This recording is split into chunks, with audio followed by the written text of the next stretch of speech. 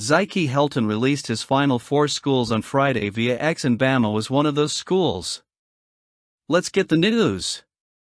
When talking about Alabama's future in college football, it's impossible not to highlight names like Zykie Helton, an offensive lineman with enormous potential who is on the Tide's radar for the 2026 class. Helton's decision to put Alabama among his final 4 schools is a significant win for the Kalen DeBoer-led program, especially considering the fierce competition with giants like Georgia, Florida State, and Georgia Tech.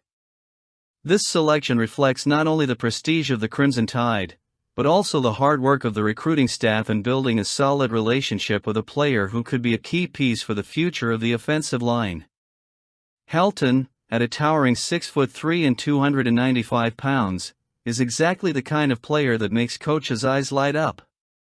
He combines size, strength, and a rare athleticism that allows him to be effective in both protection and the run game. His projection as an interior offensive lineman is particularly interesting because the position requires much more than just brute strength. It requires the intelligence to read defenses, the agility to block in open space, and the versatility to adjust his technique depending on the offensive scheme. And from what we've seen of Helton on the field, he has all of those qualities and more.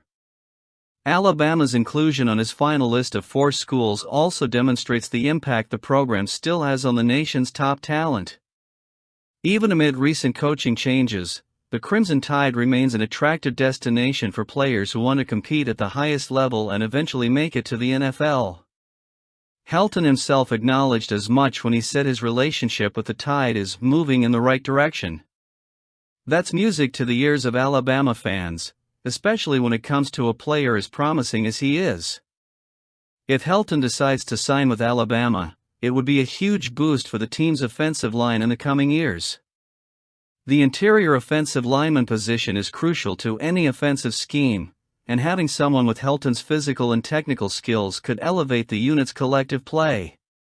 He would be able to open up huge holes for the running backs and provide extra protection for the quarterbacks, 2 essential elements to maintaining the balance of the Crimson Tide offense. Additionally, his ability to adapt to different styles of play, whether in traditional formations or in more modern, dynamic schemes, makes him an extremely valuable asset for the future. Also, it's worth noting that Alabama has had a history of developing dominant offensive lines over the years. Players like Ryan Kelly, Barrett Jones, and Landon Dickerson all developed into stars under the Tide's coaching tutelage before moving on to the NFL. For Helton, joining this type of environment would be a unique opportunity to learn from the best and maximize his potential. Not only would he have access to top-notch facilities and experienced coaches, but he would also compete daily against some of the best college defenders in the country during practice. That kind of competitiveness is what builds champions and prepares players for the next level. Bringing Zykie Helton to Tuscaloosa would be more than just a recruiting coup, it would be an investment in the future of the program. He represents exactly the type of athlete who can help Alabama continue its dominance in college football as it faces increasing challenges from other programs. His natural talent combined with the winning mentality that the Crimson Tide cultivates could create something special, perhaps even a new chapter in the rich history of Alabama offensive lines. The next few months will be crucial in seeing if the Tide can secure his commitment, but one thing is certain, Zykie Helton has all the makings of a name that will echo through the halls of Tuscaloosa for years to come, should he decide to don the red and white. I want to see this. A college player's transition to the NFL always carries a certain amount of mystery and anticipation, but when it comes to someone like Robinson, who wore the red and white of Alabama for 5 seasons, you know you're dealing with an athlete molded in the traditions of excellence that only Tuscaloosa can offer. Now, he's about to begin his professional journey with the Denver Broncos, and the details of this new phase, including the number he'll wear on the field, are more than just trivia. They represent a new chapter in the life of a young linebacker who has a lot to prove. Robinson opted for number 51 with the Broncos, marking a symbolic departure from the iconic 34 he wore at Alabama. The number 51 is not only a practical choice, given the NFL's rules for linebackers, but it can also be seen as a quiet statement of change and growth. In college football, especially at a program as storied as Alabama. Numbers can become part of a player's identity.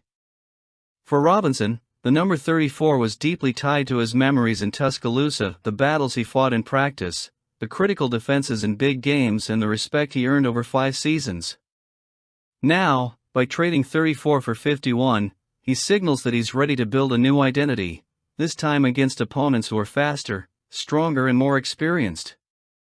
The Denver Broncos' selection of him in the 4th round of the 2025 draft was a calculated gamble.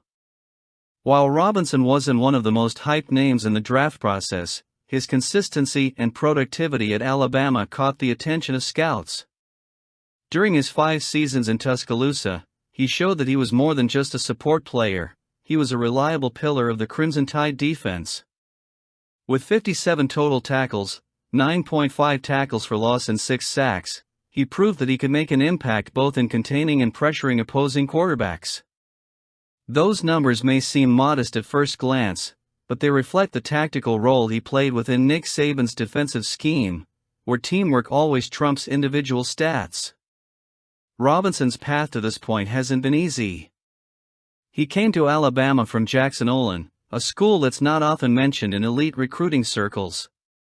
But that never seemed to matter to him.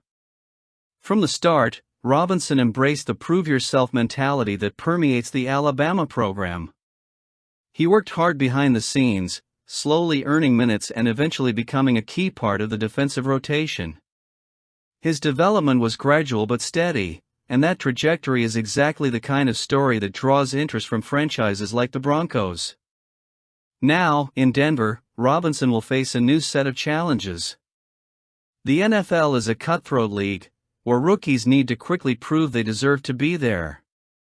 He comes to a team that's looking for solid defensive reinforcements, and his ability to adapt to the highest level of the sport will be tested from the first day of practice. Wearing number 51 means he'll be following in the footsteps of other great linebackers who wore that number in the NFL, like Ray Lewis and Jr. And that's a heavy legacy for any player to carry. However, Robinson seems to be the kind of athlete who thrives under pressure. He's faced similar challenges before, especially during his early years at Alabama, when he had to compete against more accomplished players to earn a spot in the starting lineup. That experience molded him into a resilient and determined player, qualities that will be essential as he tries to establish himself on the Broncos roster. It's also worth noting that head coach Kalen DeBoer, who was at the helm at Alabama during Robinson's final season, left a clear mark on the way the young linebacker developed his game.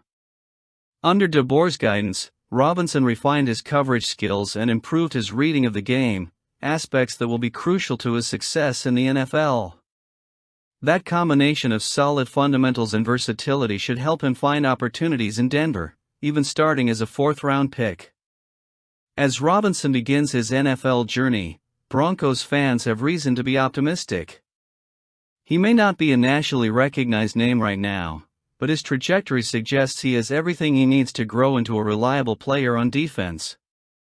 And who knows, maybe number 51 will become synonymous with big moments in Denver, just as number 34 was for him in Tuscaloosa.